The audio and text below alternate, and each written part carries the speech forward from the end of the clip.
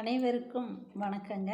நாம் இன்னைக்கு இந்த பதிவில் பார்க்க போவது நல்லவர்களுக்கு மட்டும் ஏன் கஷ்டம் வருகிறது அப்படிங்கிற கதையைத்தாங்க நம்ம இந்த பதிவில் பார்க்க போகிறோம்.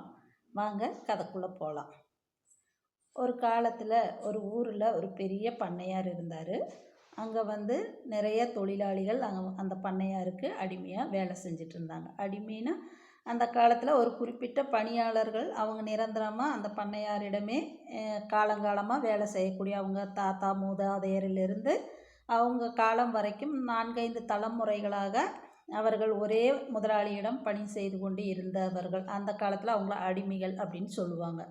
அதே மாதிரி அந்த முதலாளியோட பக்கத்தில் இருக்கிற பண்ணைகளிலும் இதே மாதிரி முதலாளிகளும் அங்கேயும் நிறைய அடிமைகளும் இருந்தாங்க.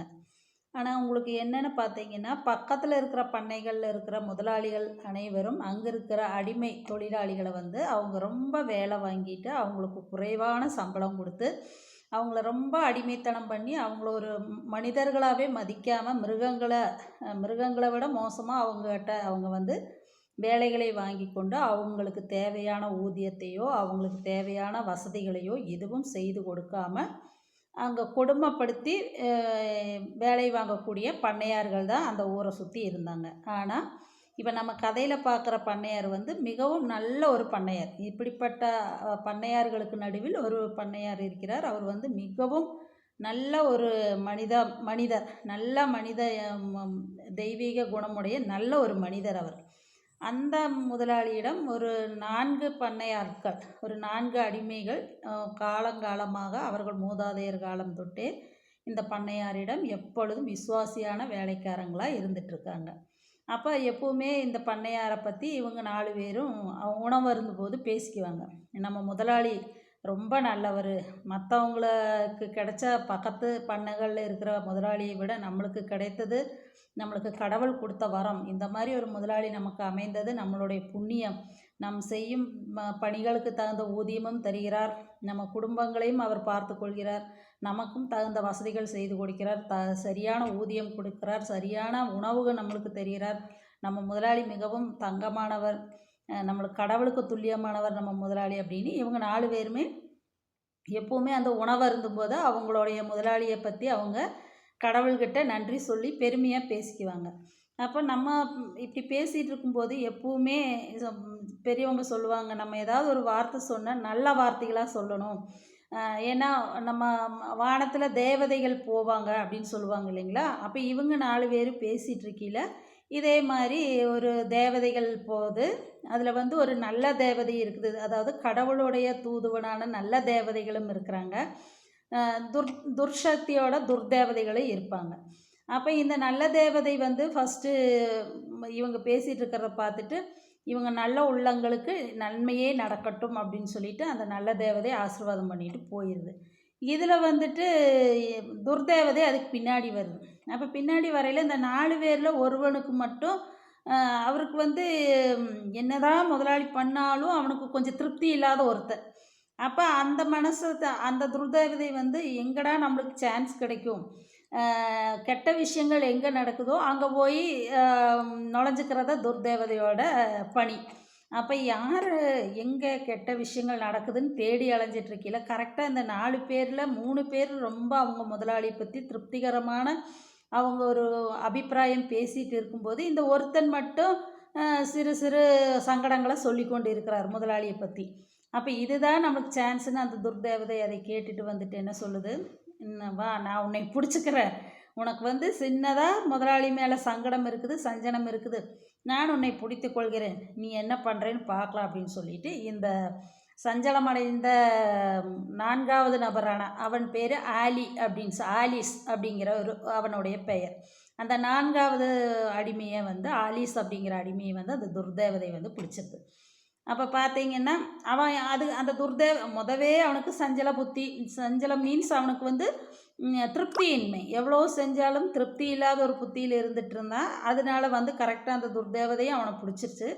இப்போ பார்த்தீங்கன்னா முழுக்க சந்திரமுகியாக மாறிய உன் மனைவியை பாருன்னு அந்த டைலாக் வர்ற மாதிரி முழுக்க இப்போ என்ன ஆகிட்டா அப்படியே துர்தேவதையோட கட்டுப்பாட்டுக்குள்ளே அவனுடைய குணாதிசயங்கள் அவனோட இயல்பு வந்துருச்சு.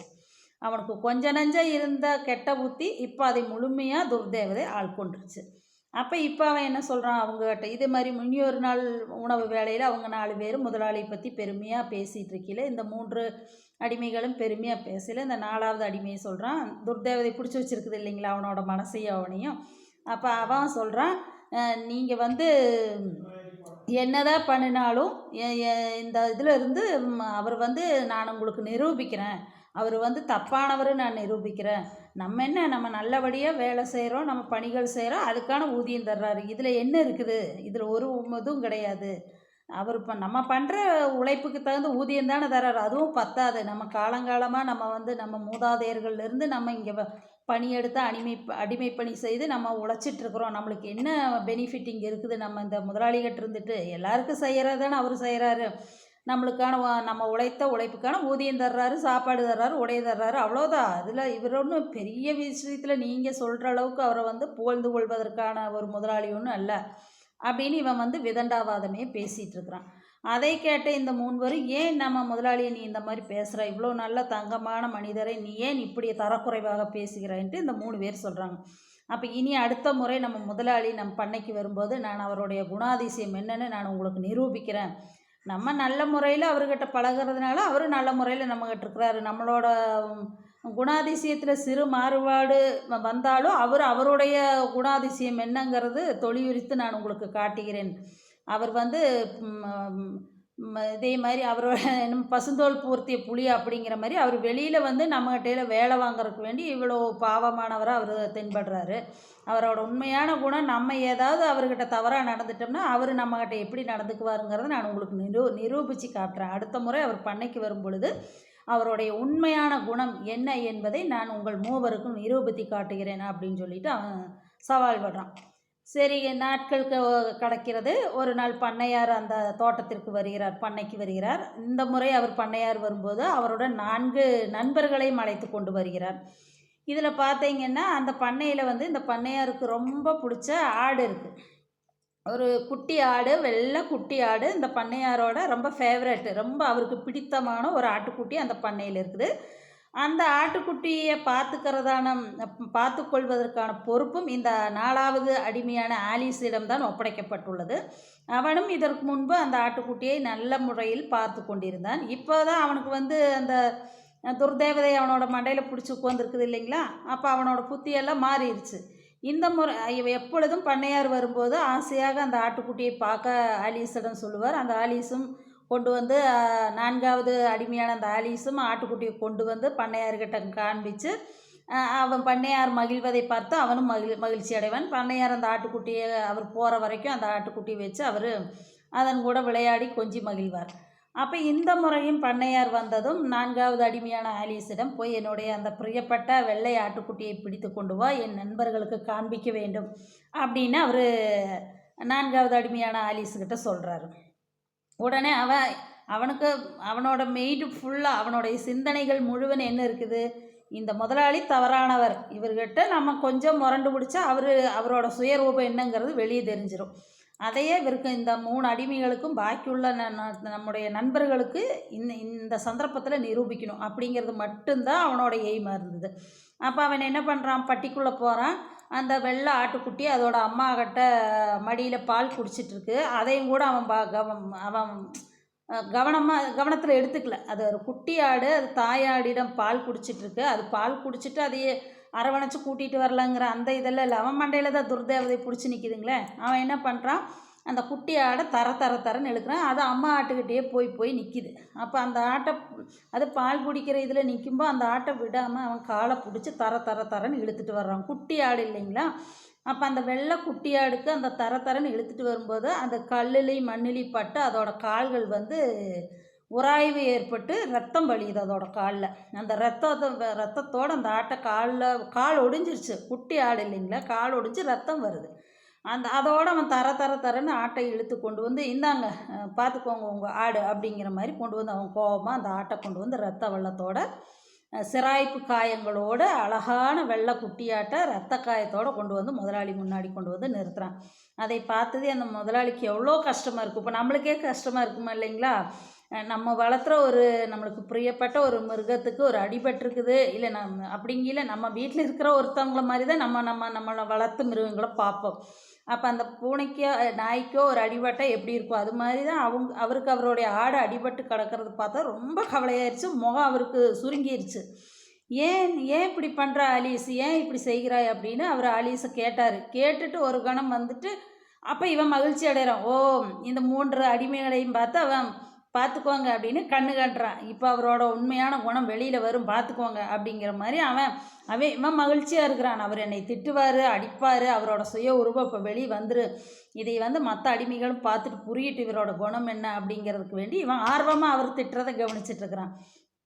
ஒரு செகண்ட் அவர் நிதானத்துக்கு வர்றாரு. அந்த பண்ணை முதலாளி முதல்ல அந்த ஆட்டுக்குட்டிக்கு நடந்த அநீதியை பார்த்து அவருக்கு கோபம் வருது. யாருக்காக இருந்தாலும் வரும் இல்லைங்களா? இந்த இடத்துல தான் அவருக்கும் நம்மளுக்கான வேறுபாடு என்னங்கிறத நம்ம புரிஞ்சுக்கணும். முதல்ல அவருக்கு கோபம் வருது, நமக்காக இருந்தாலும் கோபம் வரும், அது மாதிரி தான் அவருக்கும் வந்தது. ஆனால் அவர் ஒரு நிமிஷம் நிதானத்தை கடைபிடிச்சி கண்ணை மூடி ஒரு 5 செகண்ட் யோசிக்கிறார். அவர் யோசனை செய்ததுக்கப்புறம் அவர் கண்ணை திறந்து சொல்கிறாரு, ஆலீஸே, நான் உன்னை எந்த விதத்துலேயும் திட்ட போடுறதில்லை. உன்னுடைய செயல்கள் செய்தது நீ செய்த செயல்கள் தவறுதான். இருந்தாலும் நான் உன்னைய கடுஞ்சொற்கள் சொல்லவோ, உன்னை அடிக்கவோ, நான் எந்த தண்டனையும் நான் உனக்கு தருவதாக இல்லை. ஏனென்றால் நீ உன் முதலாளி சொன்னதைத்தான் நீ செஞ்சுருக்கிற. இப்போ நான் உன்னை திட்டாததும் அடிக்காமையும் இருக்கிறதுக்கு காரணம் நான் என் முதலாளி சொல்கிறதைத்தான் நான் செஞ்சுருக்கிறேன். அதனால் நீ உன் முதலாளி விருப்பப்படி நீ செய்தால் நான் என் முதலாளி விருப்பப்படி நான் செய்கிறேன் அப்படின்னு அவர் சொல்கிறாரு. இதை கேட்டதும் அந்த 4வது அடிமையான ஆலீஸுக்கு ஒரே குழப்பம் வருது. என்னோட முதலாளின்னு யாரை சொல்கிறாரு, அவரோட முதலாளின்னு யாரை சொல்கிறாரு, ஒன்றும் புரியலையே அப்படின்னு அவர் நீங்கள் என்ன சொல்கிறீங்க அப்படிங்கிற மாதிரி கேள்விக்குறியோடு இவரை பண்ணையாரை பார்க்குறான்.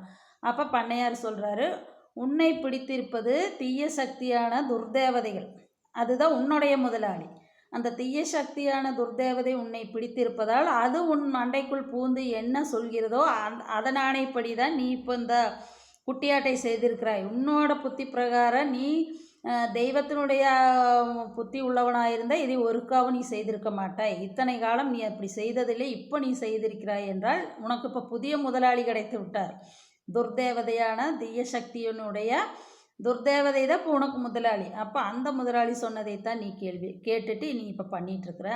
எனக்கு உன்னுடைய முதலாளியை விட தெய்வீகமான அற்புதமான தெய்வத்தன்மை உள்ள நல்ல தேவதைகள் என்னுடைய முதலாளிகள். நான் தெய்வத்துவம் வாய்ந்தவன், நான் தெய்வத்துக்கு கட்டுப்படுபவன், தெய்வ நம்பிக்கை உடையவன். என்னுடைய முதலாளி தெய்வம். அப்போ என் தெய்வம் சொன்னது, நீ அவன் செய்த செயல்களை மன்னித்து பொறுத்து விடு, அவனை இங்கிருந்து விடுதலை செய்து விடு, அவன் செய்த தவறுக்கு நீ தண்டனை கொடுக்காதே, அவனுக்கு விருப்பம் இருந்தால் இந்த பண்ணையை விட்டு வெளியே செல்லட்டும் அப்படின்னு என்னோட தெய்வம் சொல்லுது. அதனால நான் உன்னை இங்கே திட்ட போகிறதில்ல, அடிக்க போகிறதில்ல. உனக்கு இந்த பண்ணையில் பணி செய்ய விருப்பம் இல்லை என்றால் இந்த பண்ணையை விட்டு நீ வெளியேறலாம். நானும் உன்னை கட்டாயப்படுத்தி இந்த பண்ணையில் இருக்கவும் சொல்லலை, கட்டாயப்படுத்தி உன்னை வெளியேற்றவும் இல்லை. உன் விருப்பம். உனக்கு இந்த பண்ணையில் இருந்து பணியாற்ற விருப்பம் இருந்தால் இது போல் செயல்களில் ஈடுபடாது நீ நல்ல முறையில் இருப்பதாக இருந்தால் இந்த பண்ணையில் நீ இருந்து பணியாற்றலாம், இல்லை என்றால் உன் விருப்பம் போல் வெளியே சென்று விடலாம்னு இந்த முதலாளி சொல்கிறாரு. அதை பார்த்ததையோ, உன்னோட முதலாளியை விட என்னோட முதலாளி மேன்மையானவர், அதனால் நான் மேன்மையான எண்ணங்களே எனக்குள் உண்டாகும். உன்னை மாதிரி தீய முதலாளிகள் என்னுடைய மனதில் இல்லை. நீ உன்னோட முதலாளி சொன்னதை நீ கேட்ட, என்னோட முதலாளி சொன்னதை நான் கேட்டேங்கிற மாதிரி அவர்கிட்டயே தீர்ப்பை கொடுத்துட்றாரு. அவன் பண்ணின தவறுக்கான தண்டனையும் தீர்ப்பும் அவனிடமே ஒப்படைக்கப்படுகிறது.